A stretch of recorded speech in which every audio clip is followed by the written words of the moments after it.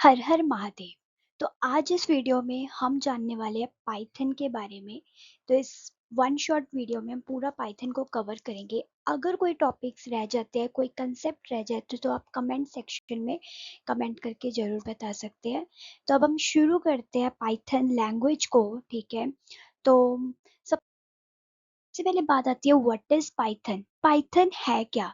So Python is a high level interpreted general purpose programming language. ये एक तरह की हाई लेवल लैंग्वेज है।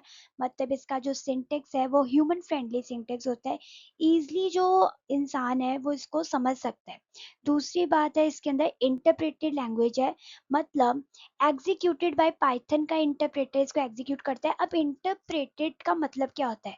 इंटरप्रेटेड का मतलब क्या है? Line by line. मतलब मान लो हमने एक लाइन लिखी है, तो जो हमारा इंटरप्रेटर क्या काम करता है कि लाइन बाय लाइन रीड करेगा और एग्जीक्यूट करेगा हमारे कोड को। ये जनरल पर्पस लैंग्वेज है, क्योंकि ये जनरल पर्पस के लिए यूज होती है। किस लिए? वेब डेवलपमेंट के लिए, डेटा को स्टोर करने के लिए भी यूज होती है, ऑटोमेशन में वर्क करती है, एआई में भी यूज होती है पाइथन। बात आती है अगली बार, डायनामिक है हमारी। डायनामिक का मतलब क्या होता है? जो कि अगर हम बात करें डायनामिक है क्या?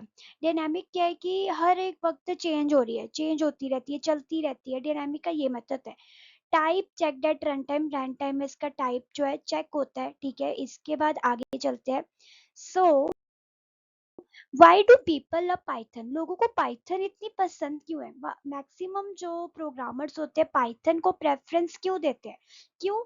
क्योंकि ये सिंपल है। ठीक है, इसका जो सिंटेक्स होता है वो रीडेबल है। बहुत इजीली कोई भी इसको पढ़ सकता है, बहुत आसानी से बना सकता है। ठीक है, पाइथन का पोर्टेबल है। ठीक है, पोर्टेबल का मतलब क्या है? वर्क अक्रॉस प्लेटफॉर्म, हर एक प्लेटफॉर्म में चल सकती है। ठीक है, इसके अंदर बहुत सारी लाइब्रेरीज होती है पाइथन की अपनी। उसके बाद आते हैं प्रोडक्टिव है।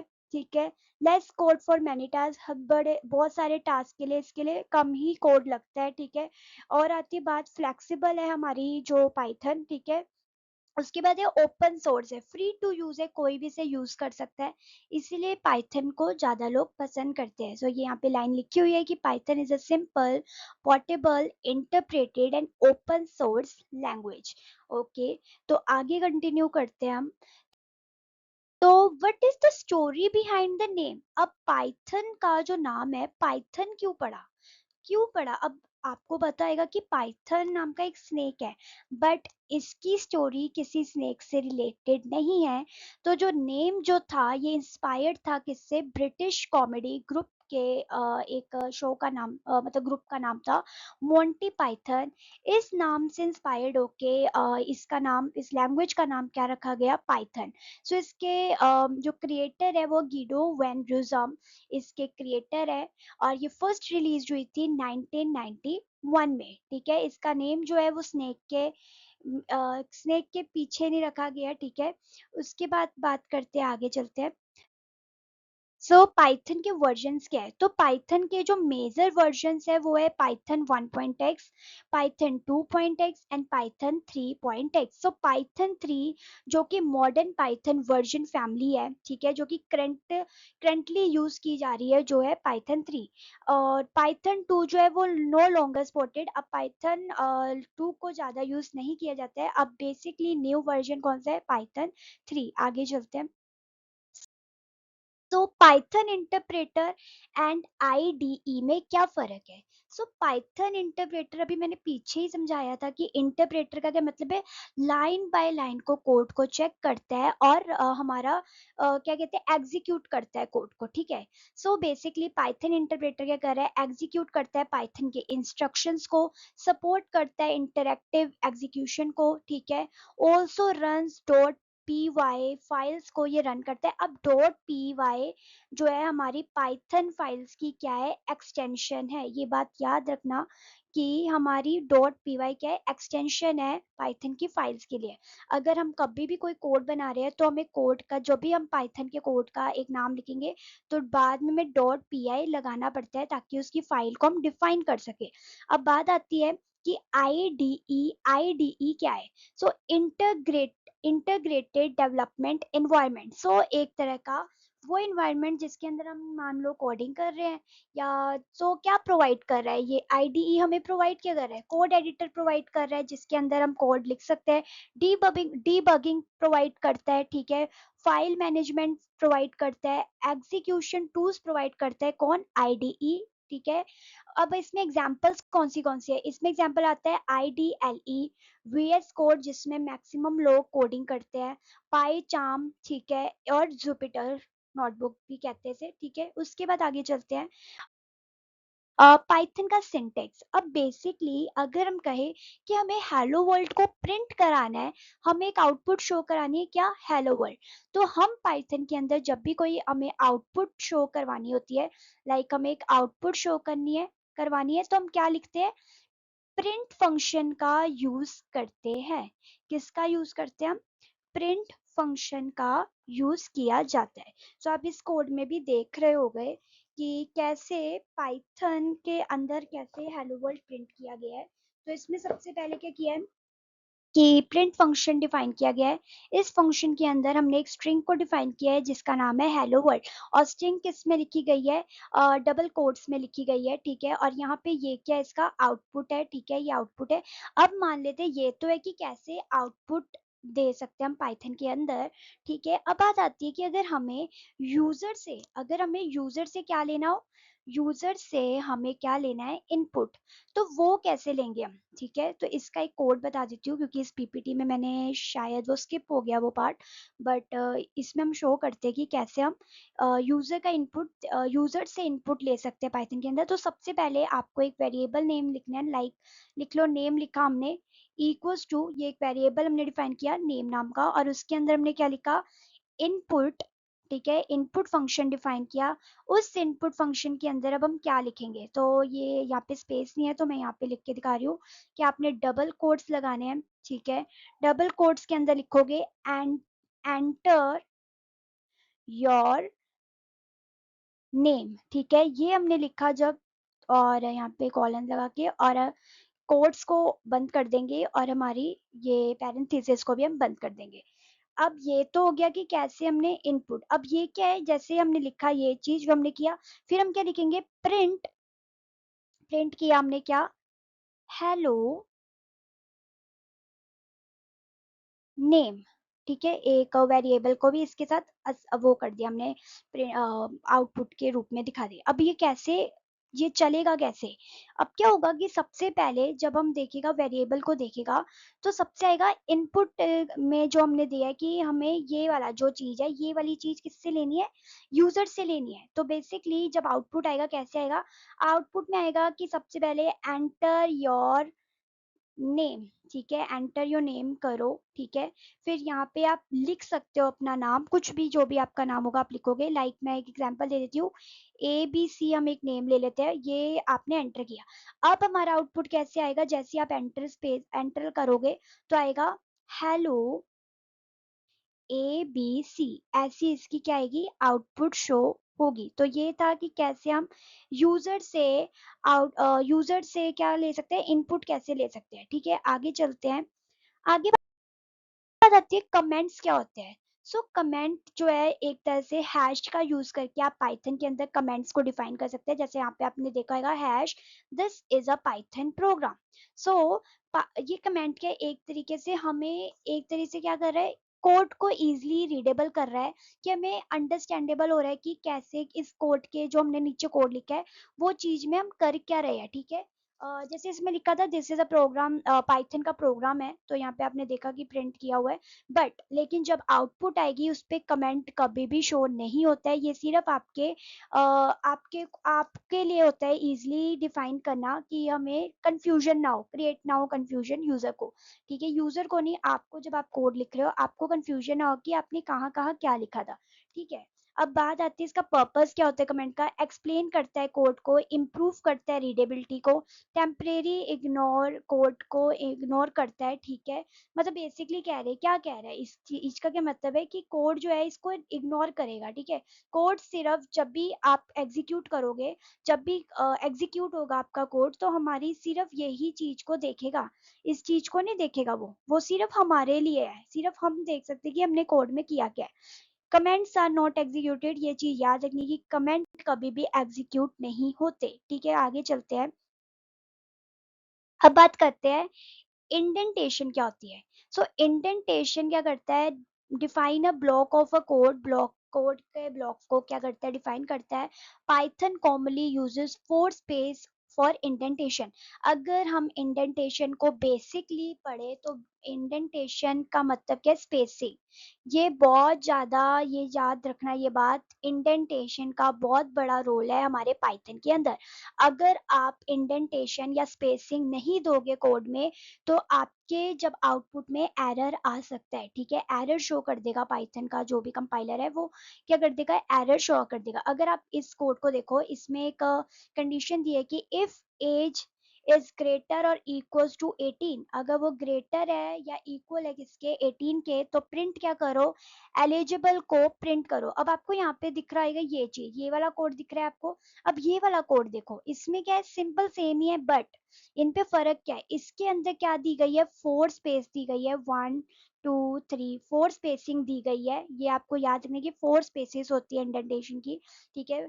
और इसके अंदर कोई स्पेस नहीं दी गई थी, ठीक है। आपने एक मान लो कंडीशन स्टेटमेंट दी, लेकिन इसके बाद आगे जाके स्पेस ही नहीं दी है, जो कि बाद में पाइथन का जो कंपाइलर है या इंटरप्रेट, पाइथन का जो कंपाइलर है वो क्या कर देगा, जब आपका कोड रन होगा आपको क्या दे देगा, एरर दे देगा। इसीलिए इंडेंटेशन का बहुत बड़ा रोल है पाइथन के अंदर, ये चीज अपने दिमाग में डाल लीजिए, ठीक है। आगे बात करते हैं हम, वेरिएबल्स क्या होते हैं।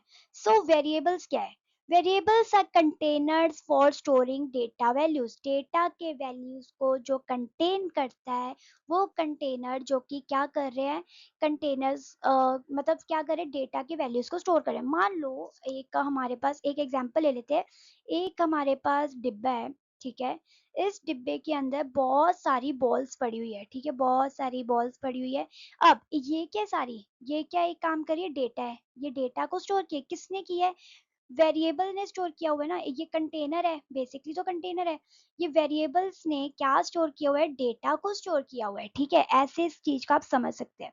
अगर बात करें रूल्स क्या है पाइथन के वेरिएबल को डिफाइन करने का, आप बेसिकली ऐसे ही नहीं कर सकते, इसके रूल्स होते हैं पाइथन में वेरिएबल्स को मतलब वेरिएबल को डिफाइन करने का। तो क्या है, सबसे पहला रूल है कि a variable name must be start with letter और अंडरस्कोर करेक्टर। या तो आप किसी लेटर के साथ उसको स्टार्ट कर सकते हो, या तो किसके साथ, अंडरस्कोर के साथ स्टार्ट कर सकते हो। अगर आपने किसी नंबर के साथ स्टार्ट किया अपने वेरिएबल का नाम, तो आपको क्या शो होगा, एरर शो होगा, ठीक है। अ variable name can not start with number, वही चीज की नंबर के साथ आप नहीं कर सकते स्टार्ट वेरिएबल का नाम। अ variable name can only contain alpha numeric characters and underscores he create, मतलब अल्फा न्यूमेरिक कैरेक्टर्स मतलब अल्फा न्यूमेरिक कैरेक्टर्स कंटेन करता है और अंडरस्कोर को ही कंटेन करता है, ठीक है। अब बात करते हैं, variable names are case sensitive होते हैं। वेरिएबल्स के जो नेम होते हैं किस पे, पाइथन के अंदर, वो क्या है, केस सेंसिटिव है। केस सेंसिटिव का मतलब क्या होता है, इस चीज को समझो। मान लो आपने दो वेरिएबल का नाम लिखा है एज, एज में आपने वैल्यू मारी है 12, और एक एज आपने कैपिटल लेटर्स में लिखा है कितना, 12, ठीक है। तो ये दोनों का मतलब अलग अलग होगा, ये दोनों सेम नहीं है, सेम ये नहीं होते, ठीक है। इनका मतलब अलग अलग है, ठीक है। एज यहाँ पे आपने देखा है आर थ्री डिफरेंट वेरिएबल, ये अलग अलग वेरिएबल्स है, ठीक है। उसके बाद आता है, अ variable name can not be any of the Python keywords, नहीं हो सकते, ठीक है। पाइथन का कोई भी कीवर्ड वेरिएबल नेम नहीं हो सकता, ठीक है। उसके बाद बात करते हैं कि ये देखो, आपको दिखाया भी, शो भी किया गया कि कैसे हमने डिफाइन किए हुए हैं वेरिएबल्स को। लाइक यहाँ पे हमने नाम लिखा है माई वेर, ऐसे लिखा हुआ है, ठीक है। ये क्या, एक जगह अल्फाबेटिक्स ही है ना इसमें सारा, तो ये करेक्ट है। इसके अंदर आप हर एक तरीके से ऐसे कर सकते हो, लेकिन कोई भी आप ध्यान से देखो, कोई भी वेरिएबल का नाम नंबर से स्टार्ट नहीं हुआ है, ठीक है। ये चीज का, ये रूल्स आप ध्यान से पढ़ लीजिए। उसके बाद आगे चलते हैं, आगे बात आती है टाइप्स ऑफ डेटा टाइप्स, ठीक है। अगर आपने एक चीज नोटिस की होगी कि जब आपने पीछे देखा कि वेरिएबल दिया हुआ था, वेरिएबल जब हमने क्रिएट किया तो मान लो एज इक्वल्स टू 18, ठीक है। बट आपने एक चीज देखी होगी, उसकी डेटा टाइप जैसे हम सी प्लस प्लस में लिखते थे डेटा टाइप, इस पे नहीं हम लिखते, ठीक है, इस पे हम डेटा टाइप नहीं लिखते, वो बेसिकली अपने आप ही कंपाइलर क्या करता है, डिफाइन हो जाता है अपने आप ही, वो प्रोग्राम एक तरीके से कह लो मान लेता है कि इसकी ये है, इसकी वैल्यू को देखकर ही पता चल जाता है कि कौन सी डेटा टाइप है। अब टाइप्स और डेटा टाइप्स कौन सी है पाइथन के अंदर, इंट जिसपे अंदर इंटीजर्स वैल्यूज को स्टोर करते हैं, फ्लोट जिसके अंदर डेसिमल नंबर्स को स्टोर करते हैं, यहाँ पे आपको शो भी हो रहा है साथ में, कॉम्प्लेक्स होते हैं जहाँ पे कॉम्प्लेक्स नंबर्स को स्टोर किया जाता है, स्ट्रिंग एसटीआर यूज किया जाता है स्ट्रिंग्स के लिए कि स्ट्रिंग कैरेक्टर्स को स्टोर करता है, जब वो data type, Boolean data type होती है जिसमें वैल्यू दो ही होती है, या तो ट्रू या तो फॉल्स। उसके बाद आता है लिस्ट है इसके अंदर, ठीक है, उसके बाद टपल है, सेट है और डिक्शनरी है, ये सारी डेटा टाइप्स है, ठीक है, हमारी पाइथन के अंदर। ठीक है, आगे अगर इसमें देखो आप एक चीज नोटिस करो कि लिस्ट जो है वो ऑर्डर्ड है और चेंजेबल कलेक्शन है, इसको हम चेंज कर सकते हैं लेकिन टपल को चेंज नहीं कर सकते, ठीक है। उसके बाद आता है यही चीज है, आगे इसके बारे में डिटेल में भी बात करेंगे, जो आगे चलते हैं। सो बेसिकली अब बात करते हैं पाइथन के ऑपरेटर्स क्या है। सो पाइथन के ऑपरेटर्स क्या है, operators are use to perform operation on variables and values. Operators क्या होते हैं, ये क्या करता है, ऑपरेशंस फॉर्म करता है, किसके ऊपर, वेरिएबल्स और वैल्यूज के ऊपर परफॉर्म किया जाता है। पाइथन के अंदर कौन से ऑपरेटर्स आते हैं, arithmetic operator, assignment operator, comparison operator, logical operators and bit wise operator. So basically अगर हम बात करें कि है क्या अरिथमेटिक ऑपरेटर क्या है, अरिथमेटिक ऑपरेटर्स के अंदर आ जाते हैं लाइक ऑपरेटर्स क्या है, अगर मैं एक चीज कहूँ कि a प्लस बी, ठीक है, ये पूरी चीज क्या है, ये क्या ऑपरेशन है, ठीक है, ऑपरेशन परफॉर्म हो रहा है। अब इसके अंदर कौन सा ऑपरेटर लगा है, ये प्लस का साइन जो है वो क्या है, ऑपरेटर है, ठीक है।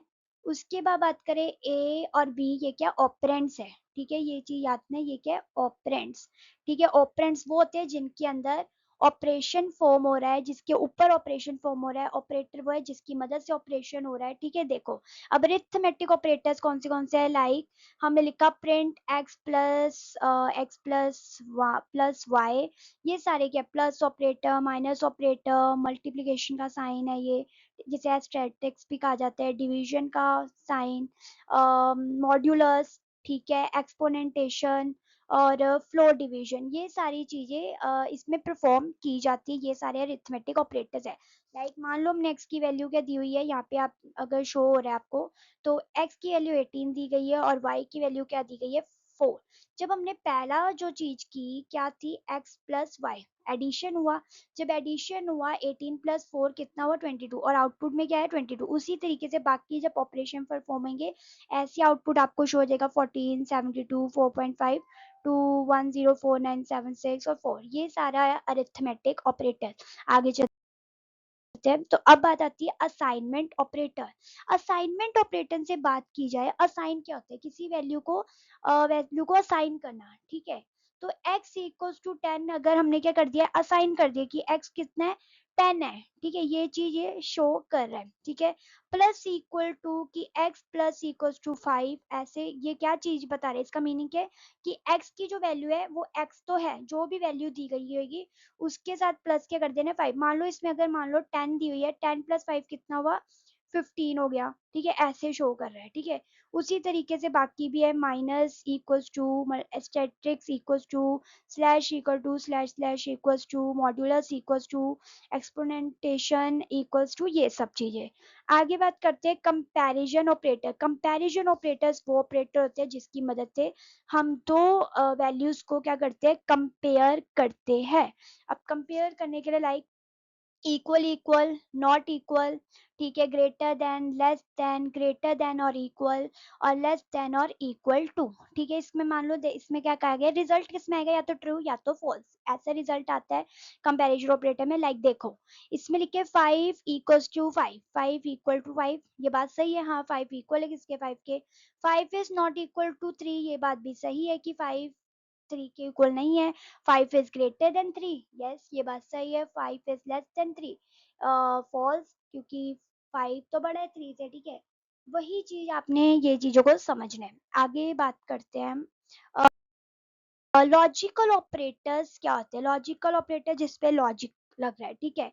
अगर इसमें भी ऐसे ही आएगा ट्रू या फॉल्स। एंड क्या होता है कि तब ट्रू शो करता है अगर दोनों बोथ कंडीशंस, क्या इसमें दो कंडीशन दी जा रही है, ठीक है।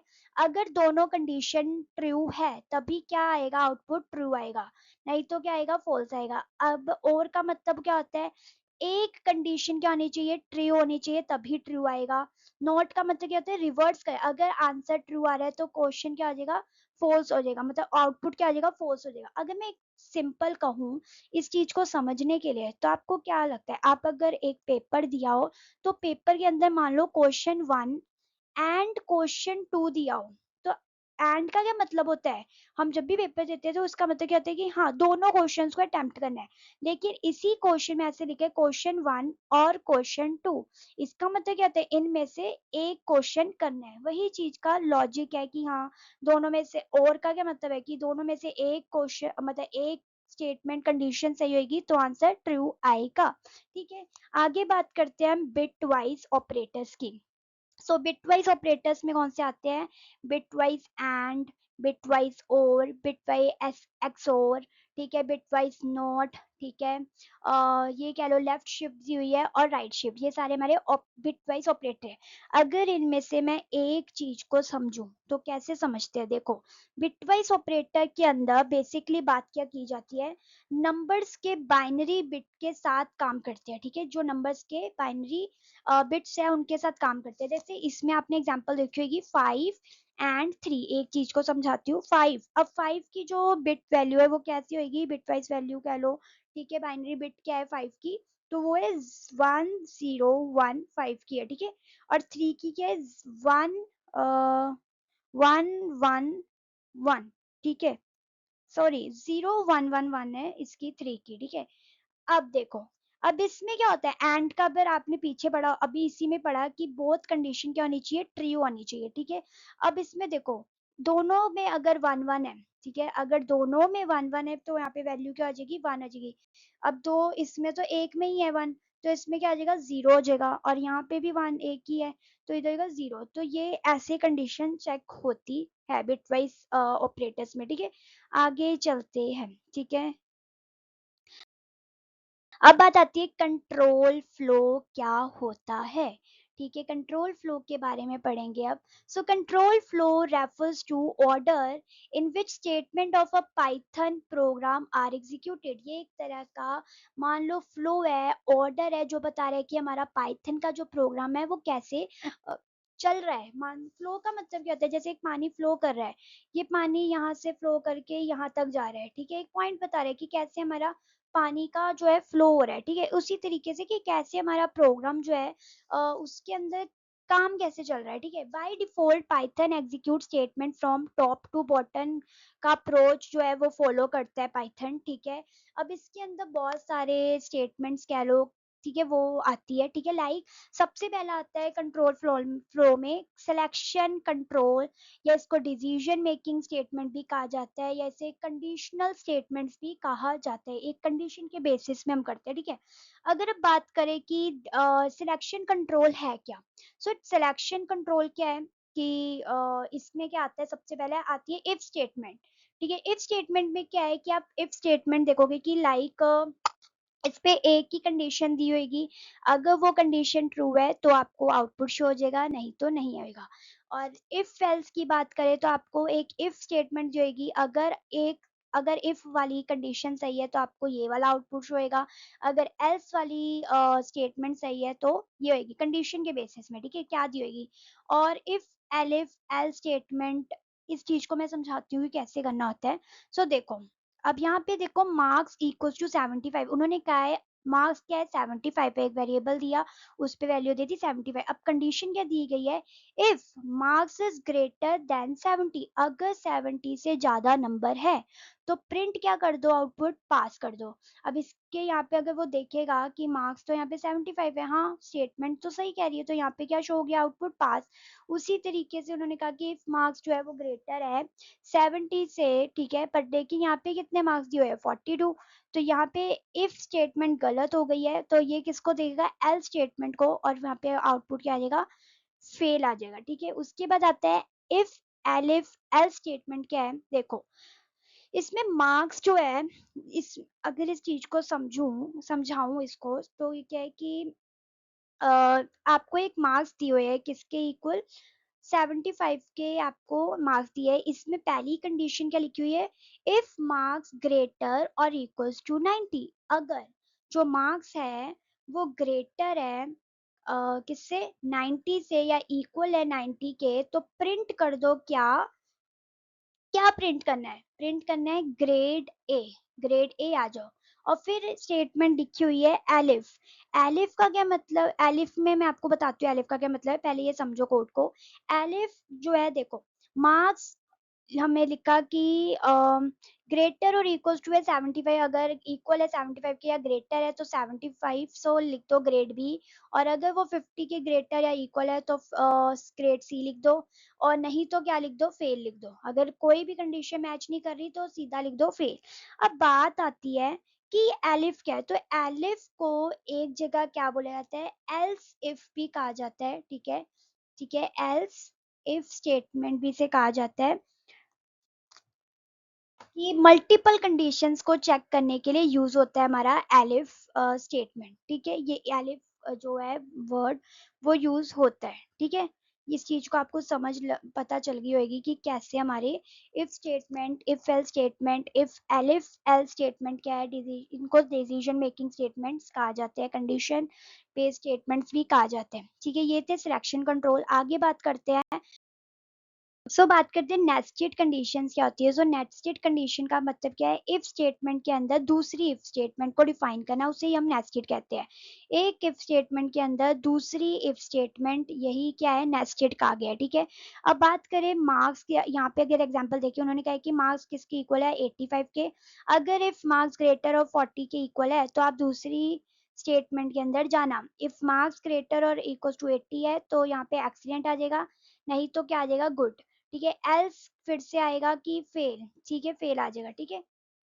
अगर देखो एक चीज समझो, यहाँ पे 85 मार्क्स थे, ठीक है। अब उसने देखा, ये वाली कंडीशन ने देखा, तो उसने कहा कि हाँ ग्रेटर है किसके, 40 के, तो वो दूसरी कंडीशन में गया, उसने कहा कि हाँ 80 से ग्रेटर है और इक्वल टू 80, 80 से ग्रेटर है क्योंकि 85 है, तो प्रिंट हो जाएगा एक्सीलेंट, आउटपुट में क्या आ जाएगा, एक्सीलेंट आ जाएगा। ये चीज याद रखना, इंडेंटेशन का बहुत ध्यान रखना पड़ेगा आपको।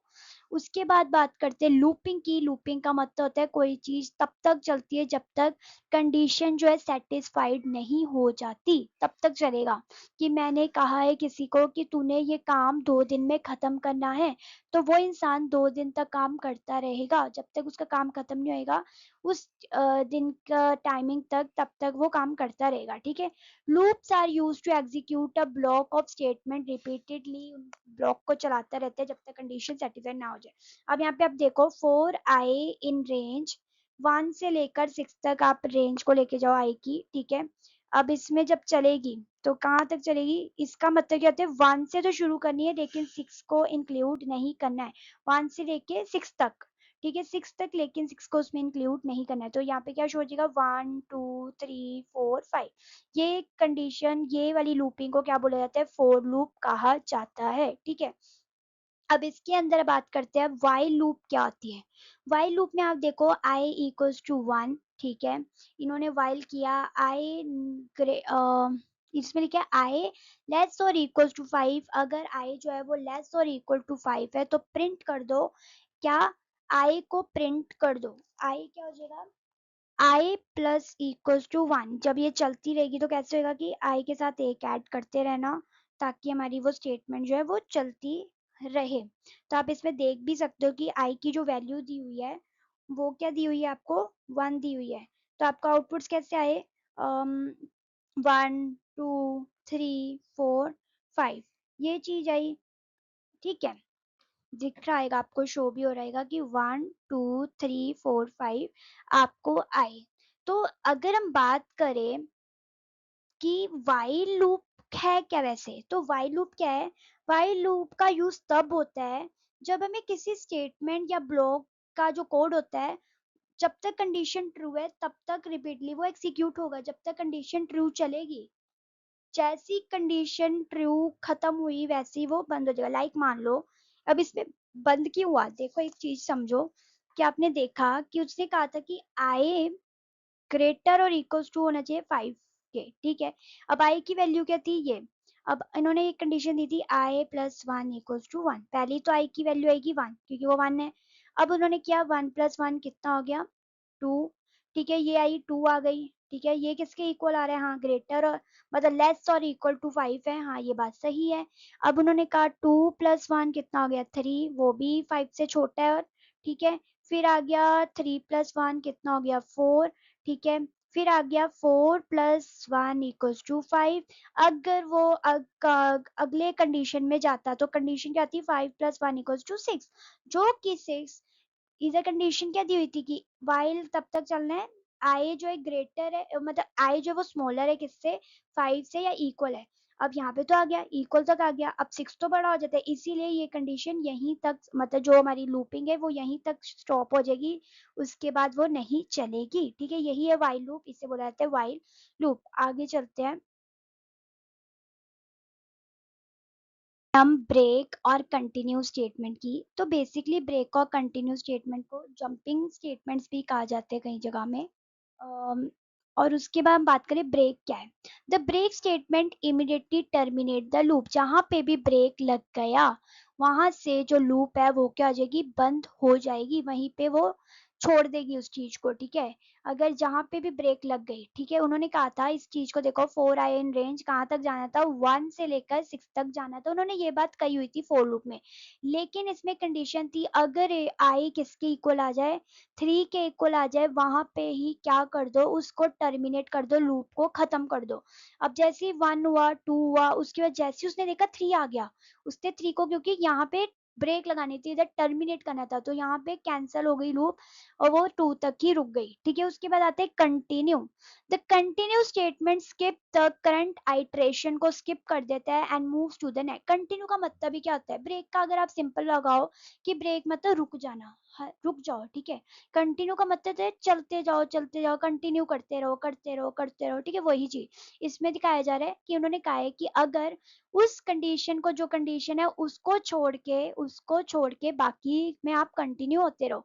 उन्होंने कहा वन से लेके सिक्स तक जाना है। अब उन्होंने यहाँ पे कंडीशन दी थी आई इक्वल्स टू थ्री और यहाँ पे कंटिन्यू लगा था। अब वो वन गया टू गया, उसने देखा थ्री आ गया, उसने ये वाले पार्ट को क्या कर दिया, स्किप कर दिया, ठीक है। जैसे उसने स्किप किया बट वो रुका नहीं, वो चला कहाँ तक, छह तक तो गया वो, चार और पांच उसने चला, ठीक है। इसे बोलते हैं हम कंटिन्यू स्टेटमेंट, ठीक है। उसके बाद आगे चलते हैं, अब बात करते हैं डेटा स्ट्रक्चर्स कौन से हैं हमारे पाइथन के अंदर। सो अगर हम बात करें डेटा स्ट्रक्चर क्या होता है, so data structure is a way of organizing and storing a data, की एक तरह का तरीका है कि कैसे हम ऑर्गेनाइज कर रहे हैं और स्टोर कर रहे हैं किसको, डेटा को, so that it can be accessed and processed efficiently, access किया जा सके, प्रोसेस किया जाए। अब कौन सी डेटा स्ट्रक्चर्स है हमारे पाइथन के अंदर, एक है लिस्ट।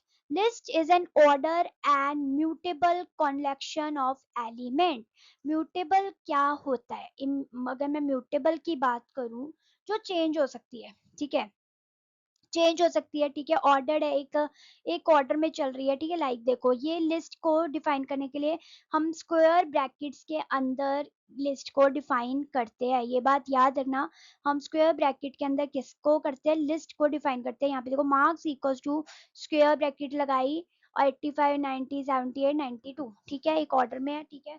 और ये क्या है, लिस्ट है, क्योंकि किसके अंदर है, स्क्वायर ब्रैकेट्स के अंदर है। फीचर्स क्या है, ऑर्डर्ड है, म्यूटेबल है, मतलब चेंज हो सकती है, अलो डुप्लीकेट वैल्यूज को अलो करता है, can store different types of data types को भी स्टोर करता है लिस्ट, ठीक है। अगर बात करें अब हम टपल की, सो टपल इज एन ऑर्डर्ड, ये एक तरह की ऑर्डर तो है बट इम्यूटेबल कलेक्शन है। इम्यूटेबल मतलब इसको हम चेंज नहीं कर सकते।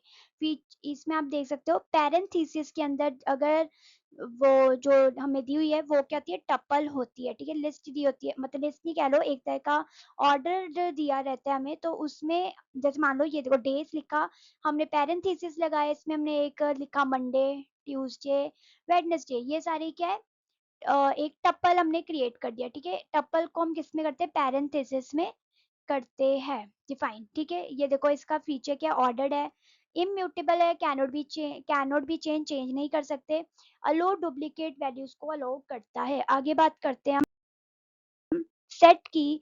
सो set is an unordered collection of a unique element, एक तरह का अनऑर्डर्ड कलेक्शन होता है किसका, यूनिक एलिमेंट्स का। अगर हम सेट की बात करें कि सेट ऑफ अ ग्लास, मतलब ये एक सेट है ग्लास का, अब इसके अंदर एक दो तीन चार पाँच, तीन गिलास है, three set of glass, set of three glass, ऐसे कहते हैं ना हम, एक सेट है, ठीक है। अब मान लो नंबर्स क्या है, ये देखो कर्ली ब्रेसेस के अंदर हम किसको डिफाइन करते हैं, सेट को डिफाइन करते हैं, ठीक है।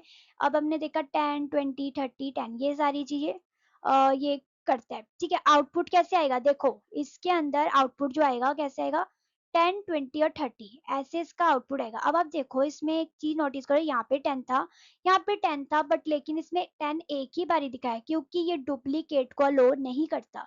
फीचर क्या, अनऑर्डर्ड है, ठीक है, डज नॉट अलो डुप्लीकेट्स को अलो नहीं करता, म्यूटेबल है, चेंज कर सकते हैं, ठीक है। आगे बात करते हैं हम डिक्शनरीज के बारे में। डिक्शनरीज के बारे में हम पहले भी पढ़ चुके हैं पांडस की वीडियोस में ही। सो डिक्शनरी क्या है, जो कि स्टोर करता है डेटा को की वैल्यू के पेयर्स में, ठीक है। आप देखोगे अगर student equals to curly braces हमने खोली, यहाँ पे नेम दिया, की किस नाम की दी, नेम नाम की, फिर हमने कॉलन लगाया और अमन लिखा हमने, ठीक है। ये क्या लिखा, वैल्यू लिखी, ठीक है। ये की है और ये वैल्यू है, तो ये हमारा क्या हो गया, डिक्शनरी बन गई। इस चीज को ध्यान रखना, डिक्शनरी कैसे बनती है, लाइक देखो हमने कर्ली ब्रेसेस खोली, की कॉलन वैल्यू लिखी और कर्ली ब्रेसेस बंद करेंगे, और भी ज्यादा डिफाइन करेंगे, यही नहीं मैंने सिर्फ एक का बताया है, और भी आप डिफाइन कर सकते हो, ठीक है। फिर कर्ली ब्रेसेस आपने ऑफ करनी है, फिर क्या होगी आपकी डिक्शनरी। सो फीचर्स क्या स्टोर करता है, की वैल्यू पेयर्स को, की मस्ट बी यूनिक होनी चाहिए, हर एक की यूनिक नेम होना चाहिए उसका, म्यूटेबल है, चेंज कर सकते हैं, values can be of different data type, values different data types की हो सकती है। लाइक आप अगर इधर देखो, यहाँ पे डेटा टाइप कौन सी थी, अमन का स्ट्रिंग है, 18 तो नंबर है, ठीक है। ऐसे आप डिफरेंट डेटा टाइप्स की भी कर सकते हो। आगे चलते हैं, अब बात करते हैं हम फंक्शंस की। सो फंक्शंस क्या है, functions is a reusable block of a code design to perform a specific task. ये एक तरह का ब्लॉक ऑफ कोड है जो कि डिजाइन किया गया है क्या करने के लिए, एक पर्टिकुलर टास्क को परफॉर्म करने के लिए, एक स्पेसिफिक टास्क को परफॉर्म करने के लिए। अब function help make program organize, function क्या करता है, प्रोग्राम को ऑर्गेनाइज बनाता है, रीयूजेबल बनाता है, इजियर टू अंडरस्टैंड, इजीली हम अंडरस्टैंड कर सकते हैं प्रोग्राम को। अब बात आती है हम फंक्शन को डिफाइन कैसे करते हैं। So defining and calling the function, कैसे हम डिफाइन कर सकते हैं, कैसे हम कॉल कर सकते हैं फंक्शन को, देखो कैसे करना है। A function is defined using a DEF keyword को यूज करके, ये याद रखना है कि DEF कीवर्ड को यूज करके हम फंक्शन को डिफाइन करते हैं। इसका सिंटेक्स क्या है, हमने DEF लगाया, उसके बाद लिखा फंक्शन का नेम, और हमने पैरेंथेसिस लगाया, पैरेंथेसिस लगाओगे तो इसी से पता चलेगा कि ये फंक्शन है, ठीक है। कॉलन लगाया और यहाँ पे कोई भी स्टेटमेंट हम लिखेंगे। तो अब एक एग्जाम्पल देखे हैं, यहाँ पे एक फंक्शन हमने क्रिएट किया, ठीक है, डिफाइन किया हमने फंक्शन, किस नाम का, ग्रीट नाम का फंक्शन बनाया, और इसके अंदर स्टेटमेंट क्या लिखी, हेलो पाइथन। अब यहाँ पे हमने ग्रीट पैरेंथेसिस क्या कर रहा है, ये क्या कर रहा है, फंक्शन को कॉल कर रहा है, ठीक है। जब ये फंक्शन को कॉल करेगा तब हमारा आउटपुट क्या आएगा, हेलो पाइथन। यहाँ पे लिखा भी हुआ है कि greet parenthesis is the function call, है कि फंक्शन को कॉल करे, ये है कि कैसे हम डिफाइन कर सकते हैं और कॉल कर सकते हैं फंक्शंस को। उसके बाद बात करते हैं फंक्शन पासिंग वैल्यूज और रिटर्निंग वैल्यूज के बारे में पढ़ेंगे। So function can receive data through parameters, data को रिसीव कर सकते हैं किसकी मदद से, पैरामीटर्स की मदद से, and can send result back using a return statement, और रिजल्ट को भेज सकते हैं किसकी मदद से, रिटर्न स्टेटमेंट की मदद से। अब बात करते हैं पासिंग वैल्यू, कैसे हम पास कर सकते हैं वैल्यू को, ठीक है। देखो हमने लिखा, एक हमने बनाया था, ये देखो हमने एक फंक्शन बनाया ऐड नाम का, उसके अंदर हमने पैरामीटर्स लिखे ए और बी के, ठीक है। उन्होंने लिखा कि प्रिंट करो ए प्लस बी को, ठीक है। अब जब हम कॉल करेंगे फंक्शन को, उसके अंदर हम क्या करेंगे, असाइन करेंगे इन पैरामीटर्स की वैल्यू, जैसे 10 और 20। जब आउटपुट आएगा कैसे होएगा, 30 आउटपुट आ जाएगा। सबसे पहले फंक्शन को कॉल होएगी, ठीक है, वो जाएगा पहले फंक्शन में, ठीक है। फंक्शन में देखेगा ए की वैल्यू क्या है, 10 है, और बी की वैल्यू क्या है, 20 है। अब इन दोनों को क्या करना है, प्लस करना है, 10 प्लस 20 30, ऐसे हमारा आउटपुट आ जाएगा। उसके बाद आता है कि हेयर ए एंड बी जो है वो पैरामीटर्स है, वाइल 10 और 20 जो है उसके आर्ग्यूमेंट्स है। आगे आती है रिटर्न कैसे कर सकते हैं हम वैल्यू को। वही चीज मैंने अभी बताया था कि रिटर्न वैल्यू को और रिटर्न स्टेटमेंट को यूज करके हम रिटर्न कर सकते हैं। लाइक देखो, हमने डीईएफ मतलब हमने एक फंक्शन का नाम बनाया, ऐड नाम का फंक्शन क्रिएट किया, उसमें दो पैरामीटर्स दिए, कौन से ए और बी, और रिटर्न कर दिया क्या, रिटर्न करना है रिजल्ट, ए प्लस बी को रिजल्ट कर दो, तो रिजल्ट इक्वल्स टू कितना है, हमने एक देखो एक चीज समझे, इसमें हमने रिजल्ट को क्या करना है, कैलो रिजल्ट देना है, ठीक है, रिटर्न करना है रिजल्ट। तो रिजल्ट क्या है, इन्होंने एक वेरिएबल नेम लिखा रिजल्ट नाम का, उस पे लिखा कि ऐड, और ऐड फंक्शन कैलो या ऐड के अंदर 10 और 20 उसकी वैल्यू है ए और बी की, प्रिंट कर दो रिजल्ट को। जब वो प्रिंट रिजल्ट देखेगा तो वो देखेगा कि हाँ इधर जाना है, तो रिजल्ट देखा उसने, उसके बाद उसने यहाँ पे गया, फिर उसने रिजल्ट दे दिया, रिटर्न कर दिया रिजल्ट डायरेक्टली, ठीक है। उसके बाद आते हैं return send the calculated value दे देता है उसकी, ठीक है, जब भी स्टेटमेंट कॉल होएगी, ठीक है। उसके बाद आगे चलते हैं, आगे बात करते हैं वेरिएबल स्कोप, कि उसका स्कोप कहाँ तक है, ठीक है। स्कोप का मतलब है variable scope refers to the part of a program where a variable can be accessed और यूज्ड, कि कहाँ तक उस चीज को हम यूज कर सकते हैं, कि इसका स्कोप क्या, हम कहते हैं ना इस डिग्री का स्कोप कहाँ तक है, उसी तरीके से कि वेरिएबल का स्कोप कहाँ तक है, कौन कौन उसे असेस कर सकता है, कहाँ कहाँ तक असेस किया जा सकता है उस वेरिएबल को। इधर दो ही स्कोप है, एक है लोकल स्कोप और एक है global scope. So local scope की बात होती है, तो अ variable created inside a function, कोई भी वेरिएबल अगर एक फंक्शन के अंदर डिफाइन किया जाता है उसे हम बोलते हैं लोकल स्कोप, या लोकल वेरिएबल का नाम दिया जाता है।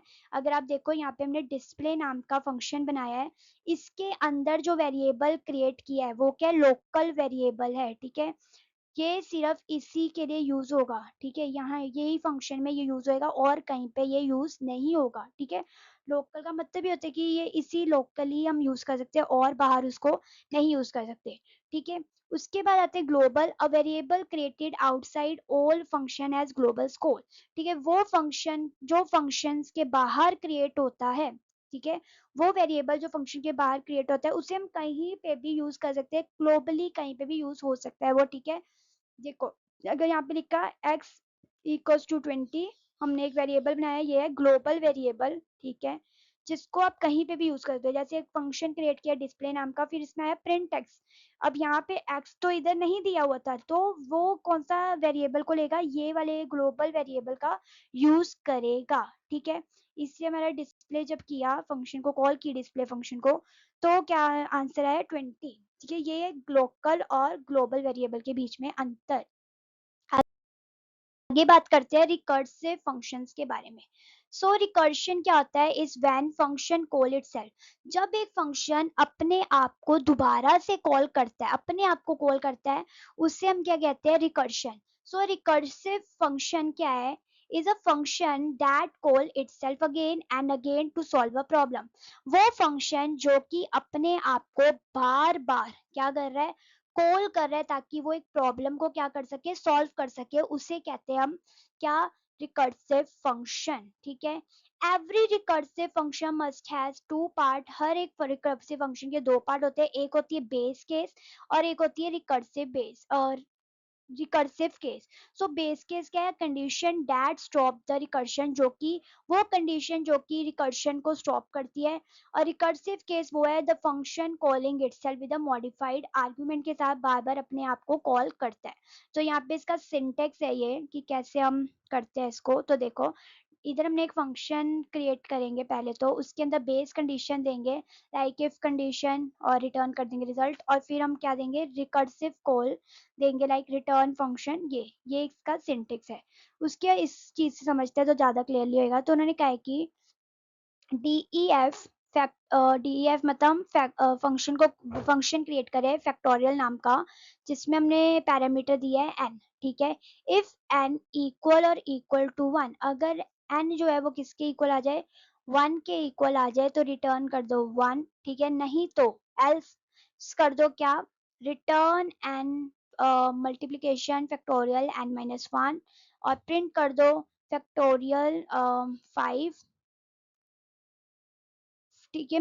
ये जी ये इसमें n की वैल्यू क्या 5 है, ठीक है। तो बेसिकली क्या है, ये एक बेस कंडीशन है, और ये कौन सी कंडीशन है, हमारी रिकर्सिव कंडीशन, ठीक है, रिकर्सिव केस, ठीक है, जिसपे वो अपने आप को दोबारा से कॉल करेगा, कि कॉल करता रहेगा, ठीक है। ये देखो इसमें एक न्यू मॉडिफाई आर्गुमेंट के साथ। उसके बाद आगे बात करते हैं मॉड्यूल्स क्या होते हैं।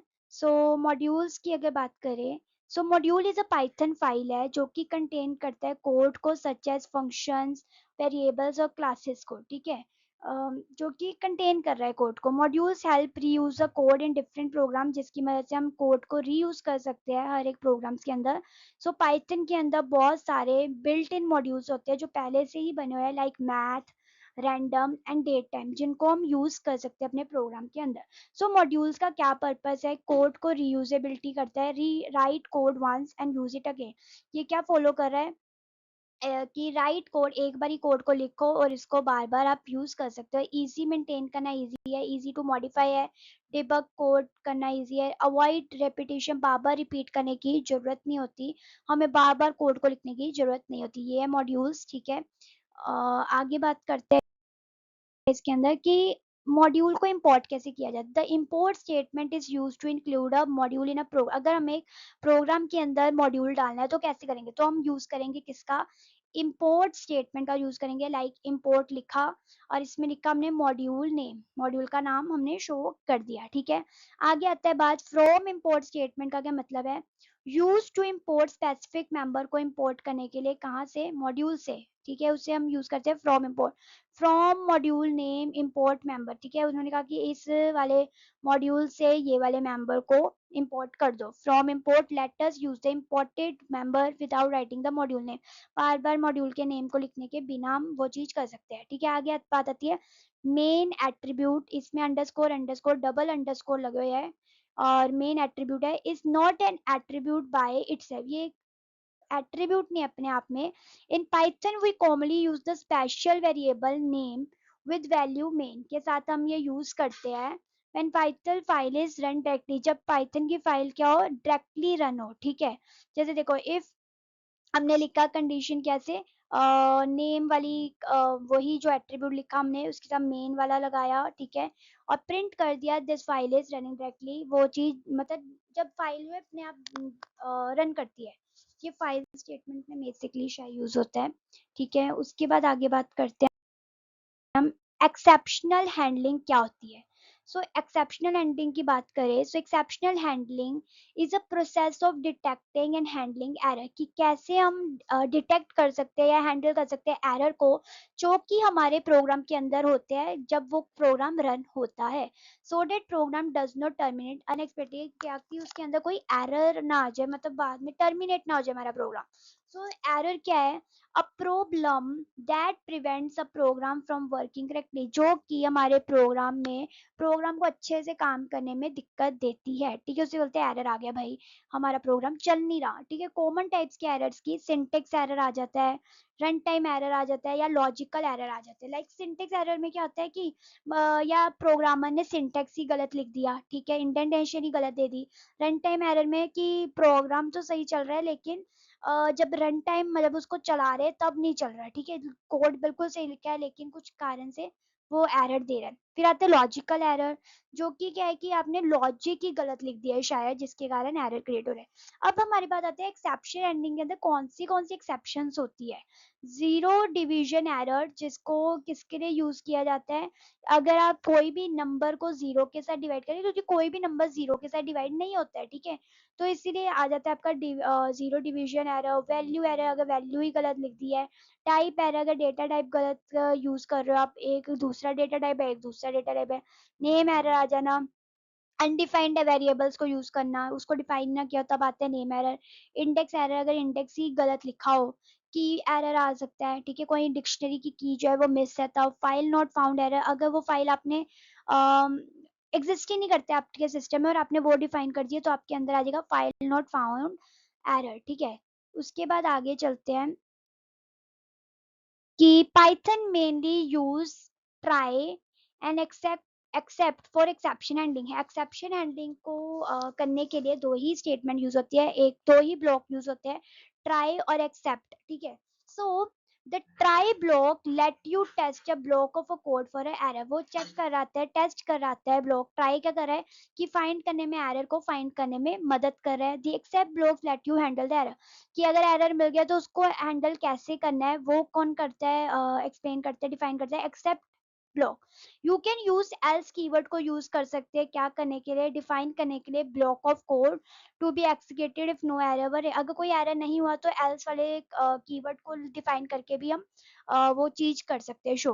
फाइनली ब्लॉक जो है एक तरह का कीवर्ड है जो कि यूज की जाती है